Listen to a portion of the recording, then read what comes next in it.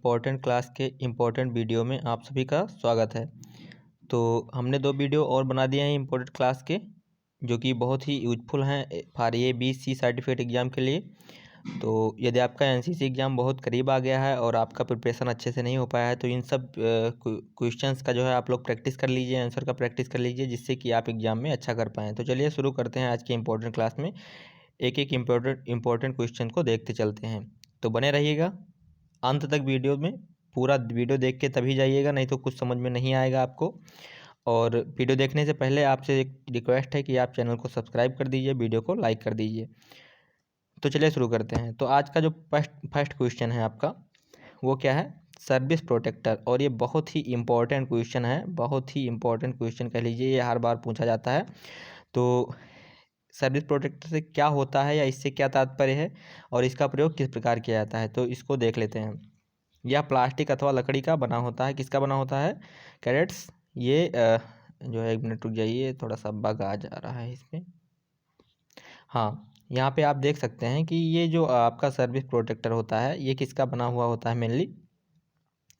ये आपका प्लास्टिक अथवा लकड़ी का बना हुआ एक आयताकार यंत्र होता है, जिसकी लंबाई कितनी होती है, कभी कभी ये भी पूछ लिया जाता है। जिसकी लंबाई 6 इंच और चौड़ाई 2 इंच होती है। यहाँ पे आप देख सकते हैं इसकी जो लंबाई है 6 इंच है और चौड़ाई 2 इंच है। यह मानचित्र पर दिक्मान खींचने और मापने में प्रयोग किया जाता है। मतलब बियरिंग जो है आपका खींचने में और उसे मापने में प्रयोग किया जाता है। सर्विस प्रोटेक्टर के 3 किनारों पर बाहर की ओर 0 से 180 डिग्री तक अंक छपे होते हैं और चौथे लंबाई वाले किनारे पर एक उल्टे तीर का निशान होता है। ठीक है, उसको आप देखेंगे तो उस पर समझ पाएंगे। जिसे किसी दिए गए बिंदु पर रखकर डिग्री मापी जा सकती है। पीछे के लंबाई वाले किनारों पर इंचों का मापक होता है और जिसमें बाईं ओर का भाग दशमलव मापक में विभक्त होता है, जिससे सही मापन और गणना में मदद मिलती है। तो सर्विस प्रोटेक्टर के बारे में पूछेगा तो आपको यही इतना लिख देना है, आपको पूरा नंबर मिल जाएगा। ठीक है, इतना लिख देना है। तो इसको आप कॉपी में लिख सकते हैं या स्क्रीनशॉट ले लीजिएगा। अब है नेक्स्ट क्वेश्चन आपका, ये भी इम्पोर्टेंट है। GPS क्या होता है? ये आपका पूछ लेता है GPS। ये आपका कम्युनिकेशन का पार्ट है। GPS क्या होता है? या उपग्रहों, जिसे सैटेलाइट बोलते हैं, और प्रापक यंत्रों, जिसे रिसीवर्स बोलते हैं इंग्लिश में, की एक प्रणाली है जो लोगों और उपकरणों को पृथ्वी पर उनकी उपस्थिति की सटीक जानकारी उपलब्ध करवाती है। सामान्य GPS परिचालन प्रणाली में 24 उपग्रहों का प्रयोग होता है, जो 12 घंटे में पृथ्वी की परिक्रमा पूरी करते हैं। ठीक है, जैसे जो मैप वगैरह होता है तो हम लोग देख लेते हैं ऑनलाइन, जहाँ पे हमको जाना होता है लोकेशन देख के। तो ये सब जो है GPS के थ्रू ही हो पाता है। कुछ सैटेलाइट्स होते हैं, उनकी मदद से ये सारी जानकारियाँ जो है मिल पाती हैं। अब इसके उपयोग देख लेते हैं। GPS का डिफिनीसन तो हो गया, अब हमको क्या देखना है, इसका उपयोग क्या होता है। ठीक है, तो इसको देख लेते हैं क्या क्या है। यह जो है रक्षा विमानों, जहाज़ों और विशेष वाहनों में प्रयोग किया जाता है। या युद्ध के मैदानों व आतंकवाद ग्रस्त क्षेत्रों में सुरक्षा बलों द्वारा प्रयोग किया जाता है। यह आम नागरिक वाहनों और अर्धसैनिक बलों के वाहन में मार्ग को ढूंढने में प्रयोग किया जाता है। यह सैनिकों को जंगलों, पहाड़ों और रेगिस्तानों में मार्ग ढूंढने में मदद करता है। यह मछुआरों और पैदल यात्रियों द्वारा भी मार्ग ढूंढने में मदद के लिए प्रयोग किया जाता है। यह गाइडेड मिसाइल में भी पूर्व निर्धारित लक्ष्य पर मार करने में मदद करता है। बहुत ही इंपॉर्टेंट क्वेश्चन है, कह लीजिए। आप इसको जो है पूरा एकदम देखते चलिएगा, अंत तक पूरा देखिएगा, बहुत हेल्पफुल है और ये क्वेश्चन ज़्यादातर आते रहते हैं। अब उत्तर दिशा ज्ञात करने की प्रमुख विधि है। ये भी मैप रीडिंग का क्वेश्चन है। किसका है? मैप रीडिंग का है और ये बहुत इंपॉर्टेंट क्वेश्चन है। और अगर कोई चीज़ आपको समझ में नहीं आती है तो बिल्कुल आप कमेंट सेक्शन में कमेंट करिए। हाँ, एकदम बेझिझक, कोई दिक्कत नहीं, मैं रिप्लाई देता रहता हूँ, दे दूंगा, आपको बताऊंगा, या उस पर एक टॉपिक पे उस पर जो है वीडियो बना दूंगा। ठीक है, तो उत्तर दिशा ज्ञात करने की प्रमुख विधि कौन सी है? धरातल पर, यहाँ पे आप देख सकते हैं। हाँ, धरातल पर जब आप नए अथवा अनजान स्थान पर जाते हैं तो कई बार दिशा भ्रम के शिकार हो जाते हैं, मतलब भूल जाते हैं। जिसे गाँव में क्या बोलते हैं कि बैसाख बैसाख जाना। ठीक है, या गांव में ऐसे बोलते हैं कि बैसाख गयो। ठीक है, तो इस तरीके से होता है, यूपी में ज़्यादातर होता है। तो ऐसी स्थिति में आप अपने मार्ग से भटक सकते हैं और अपने लक्ष्य पर नहीं पहुंच पाते हैं, जब आपको दिशा का ज्ञान नहीं होता है। ऐसी स्थिति में यदि आपको चारों दिशाओं, पूर्व, पश्चिम, उत्तर व दक्षिण में से एक का अनुमान हो तो आप बाकी की 3 दिशाओं के विषय में सरलता से जान सकते हैं। इन चारों में से उत्तर दिशा को ज्ञात करना अपेक्षाकृत सरल माना जाता है। ठीक है, तो उत्तर दिशा को हम कैसे ज्ञात करेंगे? घड़ी के द्वारा, फिर सूर्य के द्वारा, ठीक है, क्योंकि सूर्य हम जानते हैं किस तरफ से उगता है, ये जो है ईस्ट टू वेस्ट वो मूव करता है। तो मतलब वो क्या मूव करता है, मूव तो करता है हमारा अर्थ, लेकिन जो है हमको लगता है। फिर तारों के द्वारा हम पता कर सकते हैं, ईदगाह व मस्जिद के द्वारा, जीपीएस के द्वारा और कंपास के द्वारा। इतने चीज़ों के द्वारा हम जो है उत्तर दिशा का पता लगा सकते हैं। तो इसको आपको लिखना है, कभी कभी यही पूछ लेता है कि उत्तर दिशा ज्ञात करने की विधियाँ लिखिए, तो आपको यही लिखना है। अब राजमार्ग चार्ट बनाते समय कौन सी मुख्य सावधानियां बरतनी चाहिए, इसको बहुत ही अच्छे से देख लीजिए, इंपॉर्टेंट क्वेश्चन है। राजमार्ग चार्ट बनाते समय निम्न सावधानियां बरतनी चाहिए, कौन कौन से हैं। चार्ट एक साफ और कोरे कागज़ पर बनाना चाहिए, मतलब एकदम साफ हो वो कागज़, ऐसा नहीं कि जो है पुराना कोई ऐसा है, उस तरीके से नहीं लेना है। इसे बनाते समय सॉफ्ट पेंसिल का प्रयोग करना चाहिए। दूरियों को गजों अथवा मीटरों में दर्शाया जाना चाहिए। चिन्हों, अंकों, शब्दों आदि को मोटे अक्षरों में लिखना व बनाना चाहिए, जिससे कि उन्हें मध्यम प्रकाश में भी देखा व पढ़ा जा सके। हाँ, जैसे कि कहीं पे लाइट वगैरह नहीं है तो उस समय भी आप उसको देख सकें। दिशा कोण चुंबकीय दिशांकों में दर्शाने चाहिए। चार्ट में प्रारंभिक स्थान सबसे नीचे और अंतिम स्थान बिंदु सबसे ऊपर दर्शाया जाता है, ठीक है। तो इसको आपको ऐसे लिखना है।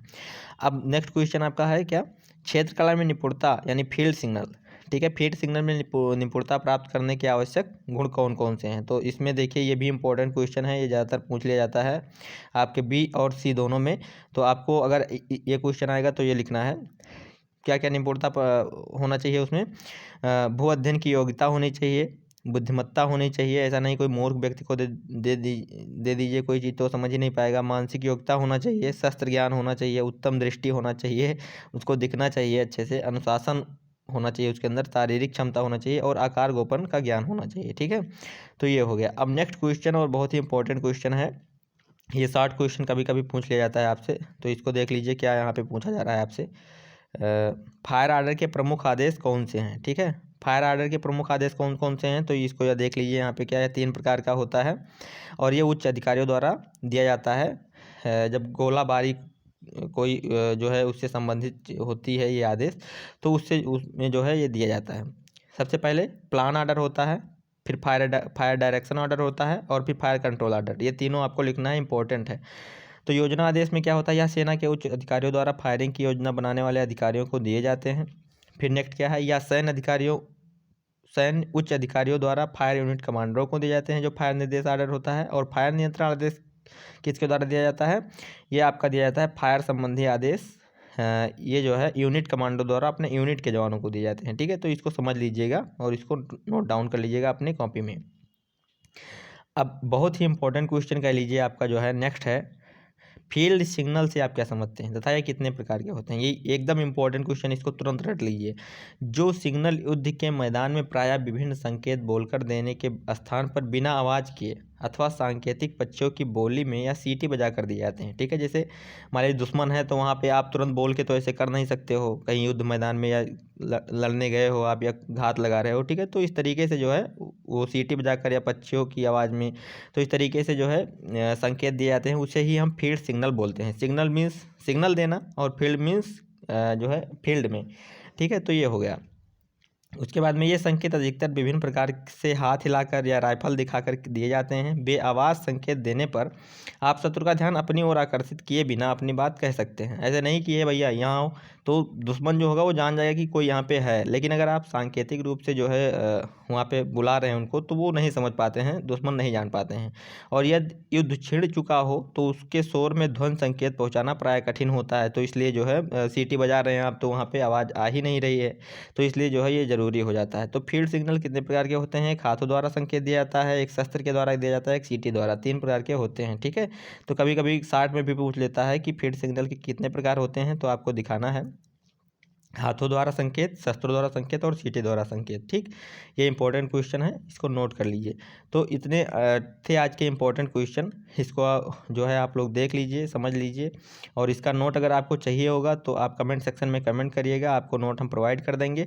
इसके पहले के जो इंपॉर्टेंट क्वेश्चन के वीडियो बनाए हैं हमने, उसको आप जा करके देखिए, और जितने भी इंपॉर्टेंट क्वेश्चन हम बनाएंगे आपके एग्जाम तक, वो उतना अगर आप क्लियर कर लेंगे, उतना लर्न कर लेंगे, उतना आप समझ जाएंगे, तो कह लीजिए आपका एग्ज़ाम क्लियर हो जाएगा। और अगर अच्छे से पूरा एकदम पॉइंट टू पॉइंट आप लिख देंगे तो आपको अल्फ़ा ग्रेड भी मिल जाएगा, अगर आपका प्रैक्टिकल ठीक ठाक हो जाएगा तो। ठीक है, तो फिर आशा करते हैं कि आप लोग को समझ में आया होगा। वीडियो अगर अच्छा लगा हो तो प्लीज़ लाइक तो ज़रूर कर दीजिए, और चैनल को बिना सब्सक्राइब के मत जाइएगा, नहीं तो फिर हमें बड़ा दुख होता है, क्योंकि आप लोग जो है आते हो और वीडियो को देख लेते हो, चैनल सब्सक्राइब नहीं करते हो, तो ये फिर मुझे थोड़ा अच्छा नहीं लगता है। तो ठीक है, आप लोग इसको तैयार करिए और मिलते हैं अगले वीडियो में। तब तक के लिए जय हिंद, जय भारत।